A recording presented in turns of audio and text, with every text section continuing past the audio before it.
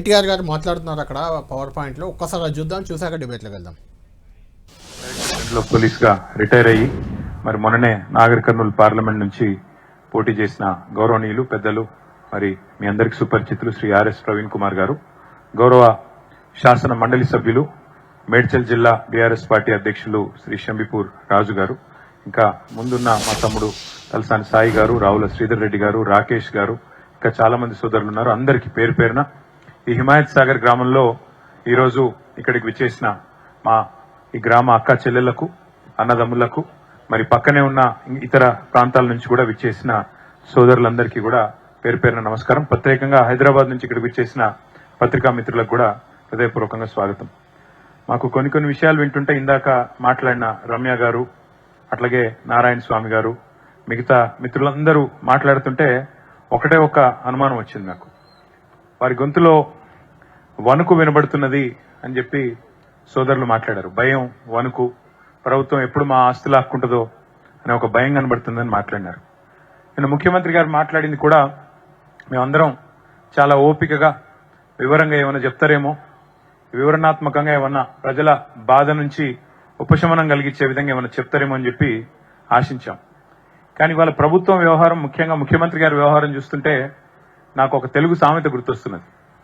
వెనుకటికి ఎవరికో మింగడానికి మెతుకు లేదంట కానీ మీసాలకు సంపెంగ నూనె పెట్టినట్టు వెనుకటికి ఎవడు. అట్లే ఉన్నది ముఖ్యమంత్రి రేవంత్ రెడ్డి గారి వ్యవహారం చూస్తుంటే. నేనేదో ఉత్తగా ఆయన మీద కోపంతోనూ ఇంకొకరి మీద కోపంతోనూ చెప్తలేను. ఆయన వ్యవహారం అట్లున్నది. మీరు చూడండి, ఆయనంతటా ఆయన్నే చెప్తాడు మాటలు, మళ్ళీ ఇంకో మనిషి కాదు చెప్పేది.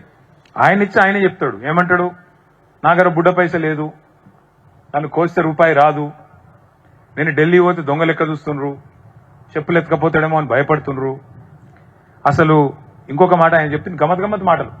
రిటైర్ అయ్యే ఉద్యోగులకు ఏనికి పైసలు లేవు, రైతు బంధు ఏనికి పైసలు లేవు, 100 రోజుల్లో నేను చేస్తా అని చెప్పిన మాట వాస్తవమే, కానీ మహిళలకు 2,500 ఇస్తా అని చెప్పిన మాట వాస్తవమే, 2.5 ఇండ్లు అయిన మాట వాస్తవమే, అట్లాగే 100 రోజుల్లో 4,000 రూపాయల పెన్షన్ ఇస్తా అని ముసలోళ్ళకి చెప్పింది వాస్తవమే, 100 రోజుల్లో రైతులందరికీ రైతు భరోసా, రైతు బంధు మార్చేసి రైతు భరోసా పెట్టి 15,000 ఇస్తా అని చెప్పిన మాట వాస్తవమే, తులం బంగారం ఇస్తా అని చెప్పిన మాట వాస్తవమే.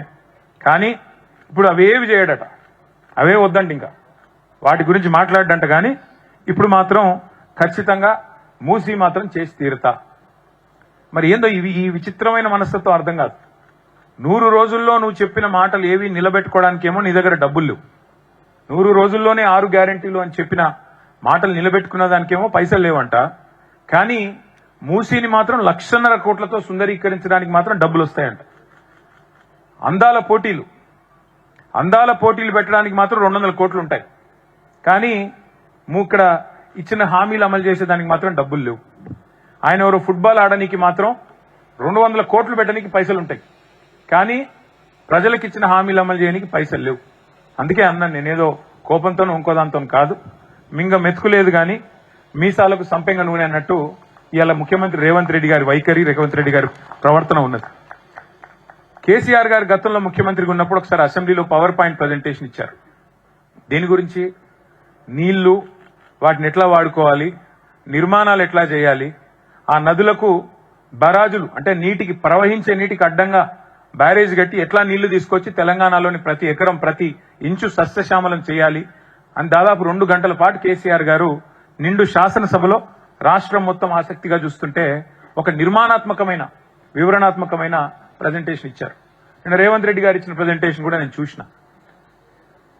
కేసీఆర్ గారు నిర్మాణం గురించి మాట్లాడితే రేవంత్ రెడ్డి గారు మాత్రం మొత్తం విధ్వంసం గురించి మాట్లాడినారు. మూసీలో ఎట్లెట్లా ఎవరెవరిని ముంచుతా, ఎన్ని ఇళ్లు గులగొడతా. 2.5 ఏళ్ళు అయిందండి. నేను అడుగుతా ఉన్నా, ఇక్కడికి వచ్చిన మా సోదరుల్ని, సోదరిమణుల్ని, రేవంత్ రెడ్డి గారిని కూడా నేను అడుగుతున్నా, అయ్యా 2.5 ఏళ్లలో హైదరాబాద్ లో గానీ, హైదరాబాద్ చుట్టూ గానీ, జీహెచ్ఎంసీలో గానీ, ఇవాళ ఓఆర్ఆర్ లోపల గానీ కొత్తగా ఒక్క ఇల్లు కట్టినవా నువ్వు ప్రభుత్వం తరఫున? ఒక్క ఇల్లు, ఒక్క ఇటుక పెట్టినవా? ఒక్క కొత్త ఫ్లైఓవర్ కట్టినవా? ఒక్క కొత్త బిల్డింగ్ కట్టినవా?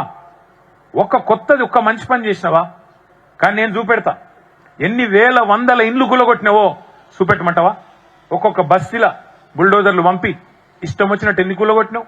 అందుకే ఇవాళ మేము అంటున్నాం, కేసీఆర్ గారు నిర్మాణం గురించి మాట్లాడితే నిన్న ఈయన విధ్వంసం గురించి మాట్లాడినాడు. కానీ నేను ఇంకా రాజకీయ విమర్శల జోలి తగ్గించి కొన్ని వాస్తవాలు మీ ముందు పెట్టదలుచుకున్నాం. ముఖ్యమంత్రి గారేమో 5 స్టార్ హోటల్లో, 5 నక్షత్రాల హోటల్లో ప్రాజెక్టు బాధితులు కానీ ప్రాజెక్టు సంబంధం ఉన్న వాళ్ళు కానీ ఒక్క మనిషి లేడు అక్కడ. 5 స్టార్ హోటల్లో మంచి ఏసీ రూములో సూట్లు బూట్లు వేసుకున్న వాళ్ళ మధ్యన హైదరాబాద్ని ఎట్లా సుందరీకరిస్తాను, ఏం చేస్తానని చెప్పి 1,50,000 కోట్లు ఎట్లా ఖర్చు పెడతానని ముఖ్యమంత్రి గారు పవర్ పాయింట్ ప్రజెంటేషన్ ఇచ్చారు. అందుకే మేమేమనుకున్నాం, అసలైన బాధితులు ఎవరైతే ఆస్తి కోల్పోతున్నాం, ఎవరైతే భూములు పోతాయి, మా ఇండ్లు పోతాయి, మా కొంప కొల్లేరు చేసి ఈయన మరి ఏదో కడతానంటున్నాడు అని బాధతో అర్థనాదాలు చేస్తున్నారో ఆ మూసీ తీరంలోనే పెట్టాలి, అక్కడనే పెట్టాలని చెప్పి ఇవాళ power point versus public point అని చెప్పి ఇక్కడ మేము ఈ సమావేశం పెట్టాం. మీకు కొన్ని విషయాలు వాస్తవాలు చెప్పాలి.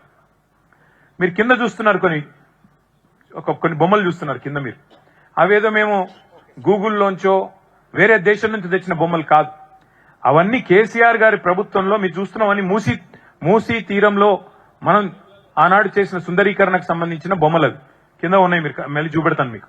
అవన్నీ కేసీఆర్ గారు ఆనాడు ఒక్క ఇల్లు కూల్చకుండా, ఒక్క సెంటు భూమి ఎవరిది గుంజుకోకుండా అంబర్పేట, ఉప్పల్, ఎల్బీ నగర్ మధ్యన 5.5 కిలోమీటర్లలో చేసిన సుందరీకరణ అదిగో మీ కళ్ళ ముందే ఉంది. కేవలం 6 కోట్ల రూపాయలతో చేసిన సుందరీకరణ మీ కళ్ళ ముందే అక్కడ కనబడతా ఉంది. ఒక్క ఇల్లు కూల్చలేదు, ఒక్క మనిషిని ఏడిపించలేదు. కానీ అవన్నీ కూడా 6 కిలోమీటర్ల పరిధిలో మరి ఆ రోజు చేసిన సుందరీకరణ మీ కళ్ళ ముందే ఉండాలని చెప్పి మీకోసం అది పెట్టాం. ఒకసారి చరిత్రలోకి పోతే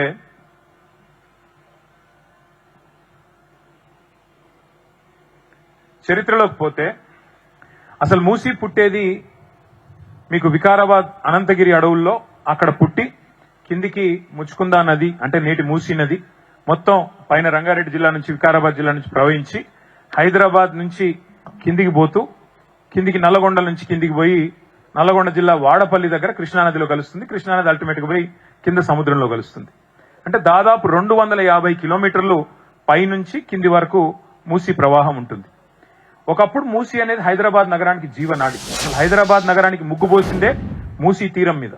మూసీ పక్కనే ముగ్గుపోసి ఆ రోజు కులీ కుతుబ్ షా గారు మా నగరం ఆబాద్ కావాలి, మా నగరం మరి ఎట్లా అయితే ఒక చెరువులో చేప పిల్లలతో నిండుగా కలకల్లాడే విధంగా ఉంటుందో మా నగరం కూడా మూసీ తీరంలో కొడుతున్న ఈ నగరం కూడా అంత గొప్పగా ఉండాలని చెప్పి ఆ రోజు దేవుణ్ణి మొక్కినాడంట. సరే, ఆ రకంగానే మూసీ ఆవిర్భవించింది. హైదరాబాద్ కూడా 1591 సంవత్సరంలో ఆ రోజు 1591 అంటే 440 సంవత్సరాల కిందట మరి నగరం పుట్టింది. తర్వాత మీరు చూసినట్టయితే ఆ రోజు మధ్యలో మూసీకి వచ్చిన అతిపెద్ద వరద ఎప్పుడంటే 1908లో. ఆ రోజుల్లో 1908లో పెద్ద వరదలు వచ్చినాయి. అప్పుడు హిమాయత్ సాగర్ లేదు, ఉస్మాన్ సాగర్ లేదు. ఇంతకుముందు సోదరుడు ఆంజనేయులు చెప్పిండు ఏమని, ఈ చెరువు కట్టినప్పుడు ఈ రిజర్వాయర్ కట్టినప్పుడు మా వాళ్ళు మా వడ్డెర కులస్తులు వచ్చి బండు కట్టిండ్రు, మొత్తం కట్టగట్టిండ్రు అని చెప్పిండు.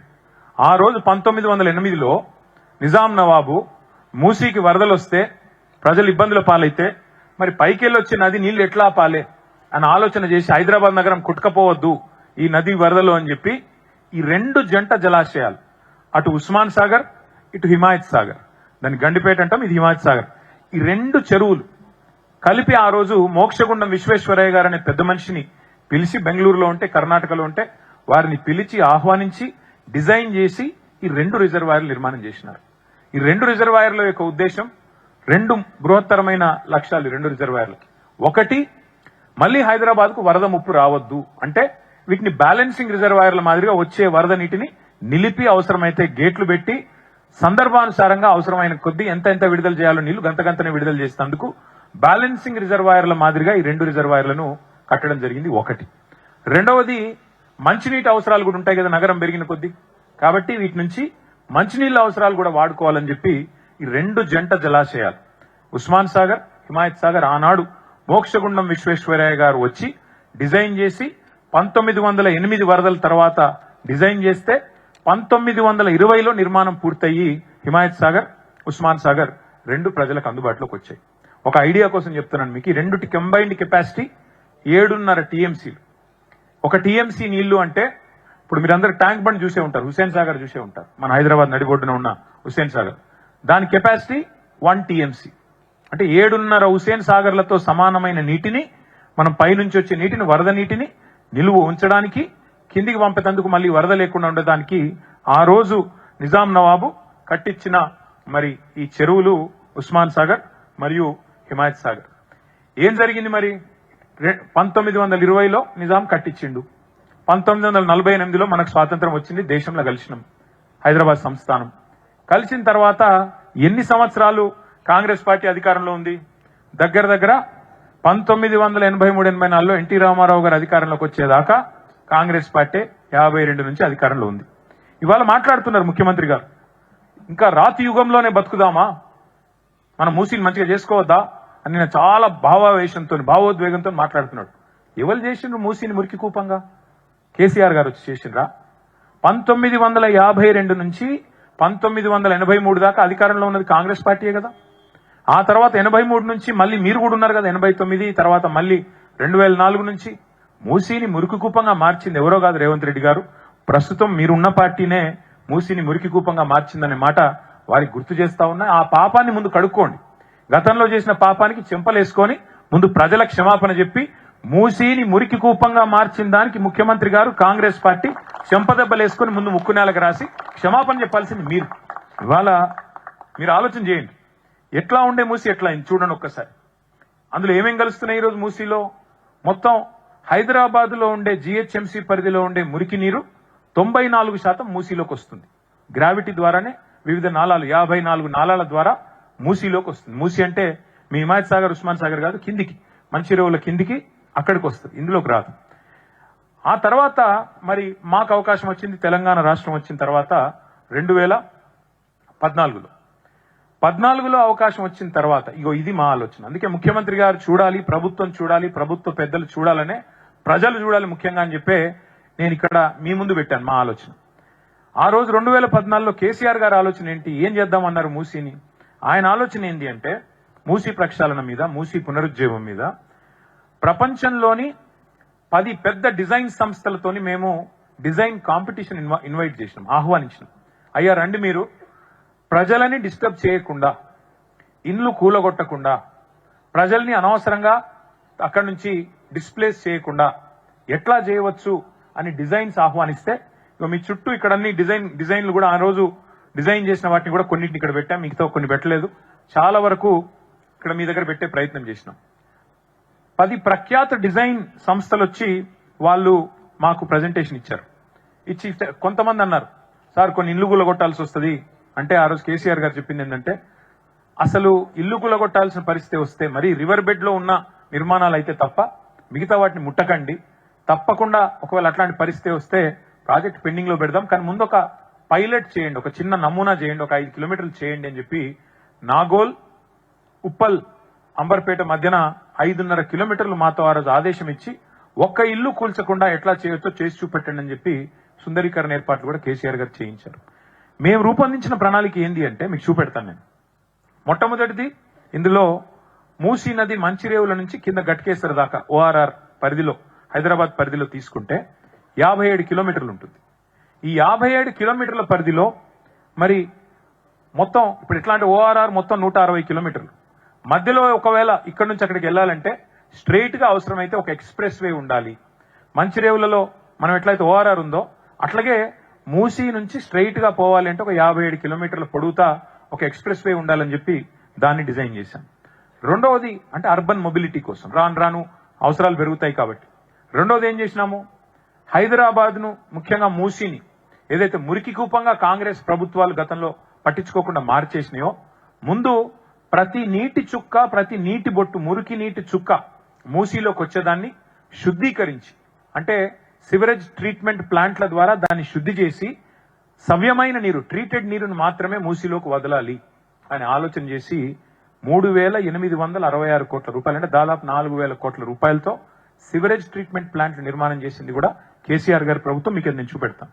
అట్లాగే మూసీ ఎట్లుంటదంటే, మీరు మంచిరేవుల నుంచి గట్కేసర్ దాకా ఒక నీటి చుక్క ఇట్లా మీరు నీళ్లు పోస్తే జర్రున జారి కిందికి వెళ్ళిపోద్ది. ఎందుకంటే దాదాపు ఇట్లా ఏటవాలుగా ఉంటుంది మూసీ, జారిపోతుంది, నీళ్ళు ఆగాయి. ఇందాక ఒక సోదరుడు మాట్లాడుతూ అన్నారు, మొత్తం సంవత్సరంలో 10-20 రోజులు మాత్రమే మూసీలో నీళ్లు ఉంటాయి, మిగతా టైంలో నీళ్లే రావు, దానికోసం మమ్మల్ని ఇబ్బంది పెడతారా అని.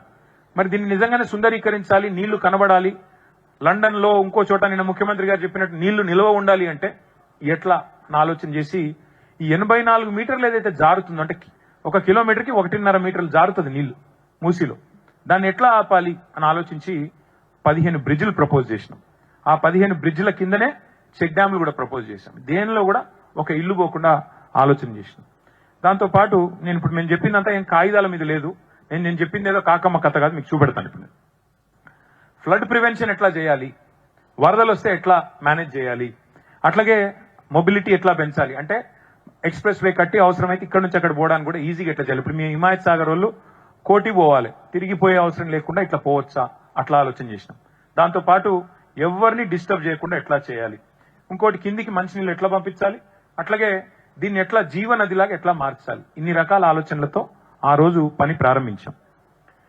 ఏం చేశాము, ఆ రోజు కేసీఆర్ గారు మాకు ఇచ్చిన ఆదేశం మొత్తం ఏం డిజైన్ చేయమన్నారు. ముందు ఈ అన్ని పనులకి ఎన్ని డబ్బులు అవుతాయి అని అడిగితే 16,634 కోట్ల రూపాయల అంచనా వ్యయంతో ఆ రోజు ఒక కార్పొరేషన్ 2016-17 సంవత్సరంలో ఆనాటి కేసీఆర్ గారి ప్రభుత్వం ఏర్పాటు చేసింది. Musi river development corporation MRDCL అనే కంపెనీ ఏర్పాటు చేయడం జరిగింది. కానీ మళ్ళీ చెప్తా ఉన్నా, MRDCL 2016లో 17లో 10 ఏళ్ల కింద ఏర్పడ్డా ఒక్క ఇల్లు కూడా మేము కూలగొట్టలేదు. కూలగొట్టకుండా ఏం పనులు చేయాలో ముందు ఆ పనులు చేసుకుంటూ వచ్చినాం. ఏం పనులు అవి? ఇది మేము చేసిన పని. ఫస్ట్ పని ఏంది, కేసీఆర్ గారు కాళేశ్వరం అనే ప్రాజెక్ట్ కేసీఆర్ గారు కట్టిన విషయం మీకు తెలుసు. మీకు ఒక ఐడియా కోసం చెప్తా ఉన్నా. తెలంగాణ ఎట్లుంటుందంటే భౌగోళికంగా ఇట్లా ఒక గుడిసెలాగా ఉంటుంది. ఒక గుడిసెలాగా ఇట్లుంటది ఈ షేప్. ఒక వరుస నుంచి ఇక్కడ నుంచి గోదావరి నది పారుతుంది, ఇక పక్క నుంచి మన కృష్ణా నది ఉంటుంది. హైదరాబాద్ అనేది మనం ఎక్కడైతే హిమాయత్ సాగర్ లో ఉన్నామో 535 మీటర్లు సముద్ర మట్టానికి 535 మీటర్ల మీద హైదరాబాద్ నగరం ఉంటుంది. మరి గోదావరి నది 80-100 మీటర్ల మీద వారుతుంటది. కృష్ణా నది 110-120 మీటర్ల మీద వారుతుంటది. అంటే నీళ్లు, కృష్ణా నీళ్లు తేవాలన్నా గోదావరి నీళ్లు తేవాలన్నా 400-500 మీటర్లు పైకి లిఫ్ట్ చేయాలి మనం. అది చేయాల్సిన పని. కేసీఆర్ గారు ఏం చేశారు, కాళేశ్వరం ప్రాజెక్టు ద్వారా ఒక రోజుకి 2 టీఎంసీల నీళ్లు, 2 టీఎంసీలు అంటే ఎంత, 2 హుసేన్ సాగర్లలో పట్టే అన్ని నీళ్లు ఒక రోజులోనే 80 మీటర్ల నుంచి 618 మీటర్ల దాకా తెచ్చిన ప్రాజెక్టే కాళేశ్వరం ప్రాజెక్టు. ఆ కాళేశ్వరం ప్రాజెక్టు ద్వారా కేసీఆర్ గారు చేసింది ఏంది, కొండపోచమ్మ సాగర్ అని ఇక్కడే మనకు దగ్గరలో, మీకు గజ్వేల్ దగ్గర ఉంటుంది, అక్కడికి నీళ్లు తీసుకొచ్చాం. అక్కడి నుంచి ఏం ఆలోచన చేసినామో మీకు చెప్పే ప్రయత్నం చేస్తా ఉన్నాం. 1100 కోట్లు ఆ గోదావరి నీళ్లను తీసుకొచ్చి, ఆ కొండపోచమ్మ సాగర్ 618 మీటర్ల మీద ఉంటుంది, మనం ఉన్నది 535 మీటర్లు. కాబట్టి అక్కడి నుంచి అంటే నెత్తి మీద కుండ పెట్టినట్టే, ఆ కుండ నొలకపోస్తే డైరెక్ట్ గా గ్రావిటీ ద్వారానే నీళ్లు మీ హిమాయత్ సాగర్ లోకి, మీ ఉస్మాన్ సాగర్ లోకి రావాలి. అందుకే ప్రణాళిక రూపొందించి మే 2023లో 1100 కోట్ల రూపాయలతో ఈ పని చేయవచ్చు అని చెప్పి కేబినెట్ లో ఆమోదం తెలిపాం. సవితా ఇంద్రారెడ్డి గారు, మేమందరం ఆ కేబినెట్ లో ఉన్నాం. ఇది ఫస్ట్ పని చేశాం. రెండోది ఏం చేశాం, ఇందాక నేను చెప్పినట్టు హైదరాబాద్ లో మన ప్రభుత్వం వచ్చే నాటికి కేవలం 660 మిలియన్ లీటర్లు మాత్రమే రోజు సివరేజ్ ట్రీట్మెంట్ ప్లాంట్ల ద్వారా శుద్ధీకరించేది, సివరేజ్ ట్రీట్మెంట్ ప్లాంట్ల ద్వారా ట్రీట్ చేసేది. కానీ హైదరాబాద్ లో రోజుకు 2000 MLDల నీళ్లు, మురికి నీళ్లు ఉత్పత్తి అవుతా ఉన్నాయి. అంటే మూసీలోకి వచ్చే ప్రతి చుక్కను మంచిగా చేయాలంటే ఇంకొక 1300 MLDల కెపాసిటీతోని సివరేజ్ ట్రీట్మెంట్ ప్లాంట్లు పెట్టాలి. అందుకే 3866 కోట్ల రూపాయలతోని 31 STPలు, 32 అది నిజానికి 32 STPల నిర్మాణానికి శ్రీకారం. రైట్, నిన్న ప్రభుత్వ ప్రాధాన్యతలు ఏంటి, సర్కార్ ఏం చేయబోతుంది, ఇలాంటి చాలా అంశాలకు సంబంధించి రేవంత్ రెడ్డి సమక్షంలో జరిగిన పవర్ పాయింట్ ప్రజెంటేషన్ కౌంటర్గా ఈరోజు ఆ మూసీ బాధితులతో, మూసీ వల్ల నష్టపోయే వాళ్ళతో అక్కడే హిమాయత్ సాగర్ ప్రాంతంలో బీఆర్ఎస్ పార్టీ కూడా ఒక పవర్ పాయింట్ ప్రజెంటేషన్ ఏర్పాటు చేసింది. అక్కడ ఇంతసేపు మనం చూసాం.